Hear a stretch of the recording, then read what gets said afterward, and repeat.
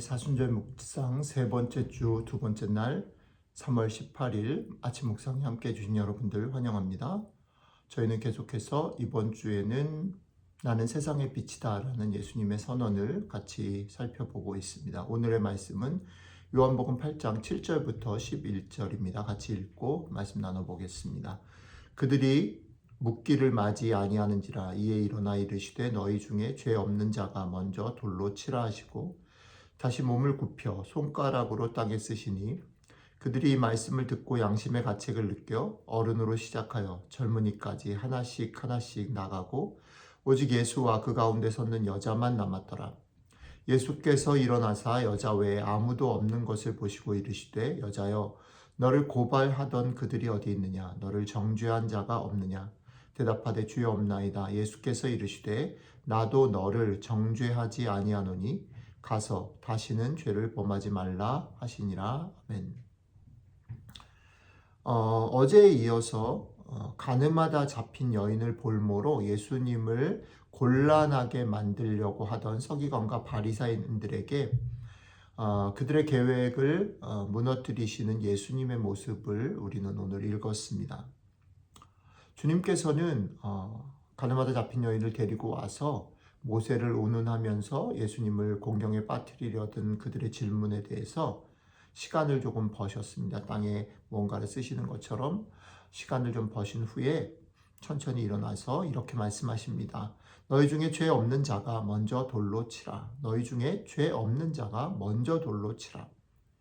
예수님의 말씀을 들은 사람들이 양심의 가책을 느껴서 나이든 어른들로부터 젊은 사람들까지 하나둘씩 그 자리를 피했다라고 성경은 말합니다. 결국 예수님과 그 여인만 그 자리에 남게 된 것이죠. 결국 예수님과 그 여인만 남게 되었을 때 예수님은 여인에게 이렇게 말합니다. 나도 너를 정죄하지 아니하노니 가서 다시는 죄를 범하지 말라. 나도 너를 정죄하지 아니하노니 가서 다시는 죄를 범하지 말라 라고 말씀하십니다.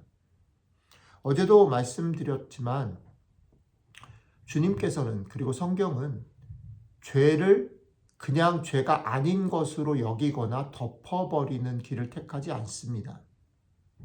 주님은 죄를 죄로 얘기합니다.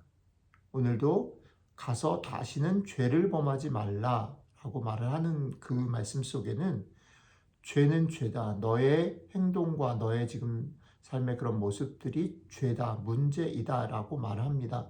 그러나 주님께서는 죄는 죄이지만 어제 말씀대로 얘기를 하면 옳은 말들이 다 옳은 것이 아니듯이 옳고 그름을 판별해 넣은 시시비비를 가리는 것보다 우선되고 본질적인 것이 있다라는 말입니다. 그것은 어제도 말씀드렸듯이 사람입니다. 시시비비를 가리는 이유는 사람을 살리기 위함이고 공동체를 살리기 위함이고 같이 더불어 살기 위함이어야 합니다. 나쁜 의도를 가지고 자신의 그런 편견과 자신의 확신을 가지고 시시비비를 가려서 자기의 옳음을 증명하기 위한 것으로 이 얘기가 진전되면 안 됩니다. 오늘 주님은 거기서 한 걸음 더 나아가서 이렇게 선언하십니다. 나도 너를 정죄하지 아니하노니. 자, 이 말을 좀 생각해 볼 필요가 있겠습니다. 이 말은 주님만 하실 수 있는 말입니다. 여러분들과 제가 함부로 얘기할 수 있는 말이 아닙니다. 왜냐하면 여러분들과 제가 이 말을 하게 되면 우리가 그런 권한이 있고 우리가 그 죄에서 죄를 덮어버리거나 가리거나 혹은 우리가 그 죄를 담당하거나 해야 하는데 우리는 둘 다 할 수 없기 때문입니다. 그러나 주님이 왜 이 말씀을 하실 수 있냐면 주님은 이 죄를 죄로 여기지만 이 죄의 문제, 죄 때문에 벌어진 일들, 그 문제들을 해결하기 위해서 값을 지불하셨고 하실 수 있는 분이기 때문입니다. 결국 이 말씀은 주님의 삶이 어떤 것인지를 보여줍니다. 주님은 당신의 몸과 피를 들여서 이 죄의 값을 지불하셨습니다. 그리고 그 값을 지불하셨고 하실 수 있는 분이기에 나도 너를 정죄하지 아니하노니라는 말씀을 하실 수 있는 것입니다. 이 말씀이 전체적으로 예수님이 세상의 빛이다라는 말씀과 연결되어 있음을 우리는 기억해야 합니다. 여기서 그러면 결국 주님이 얘기하려고 하는 이 여인을 데리고 와서 얘기하려고 하는 바리새인과 서기관, 그리고 이 여인이 생각하는 것과 주님이 죄를 어떻게 생각하시는지가 달라진다라는 겁니다.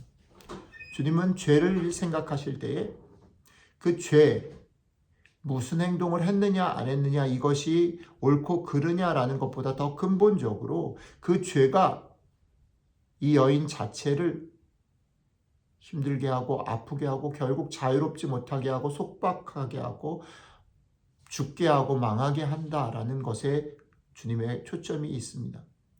죄는 죄인 것이 맞습니다. 그러니 죄를 짓지 말아야 합니다. 그 말이 맞지만 주님은 죄를 짓지 말아야 하는, 이 여인이 죄를 짓지 않아야 하는 이유를 다른 쪽에서 우리에게 도전합니다. 너희가 죄 가운데 거하지 않아야 하는 이유는 이제 내가 너희가 범한 것들에 대해서 감당해서 은혜로 사는데, 이제 앞으로는 이 은혜를 힘입어서 이 망하는 길, 이 속박되는 길, 이 자유롭지 못한 길에서 다른 사람의 판단이나 눈치와 또 여러분들 속에 있는 그런 죄책감들의 노예가 되지 말아라. 그 길로 가는 것은 내가 주는 은혜를 헛되게 하는 것이다 라는 이야기를 하고 싶은 겁니다.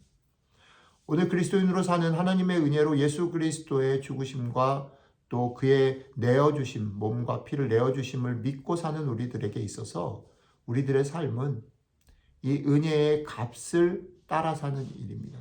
그런 면에서 우리가 용서를 받았다라는 말은 대단히 값 없이 우리에게 주어진 건 맞습니다. 그러나 그것이 값 없이 주어졌다 할 때에 주님의 그 피와 주님의 몸이 값이 없다라는 말은 아니라는 것입니다. 그러니까 우리는 어떤 면에서는 가장 세상에서 귀한 것을 들여서 이제 그 귀한 것에 기대서 혹은 귀한 것을 가지고 살아가는 자들이라는 겁니다. 그러니까 우리들의 삶의 행동들 하나하나, 우리들의 말 하나하나는 오히려 우리를 더 자유롭게 하고 더 당당하게 하고 더 힘있게 하는 것이어야 합니다.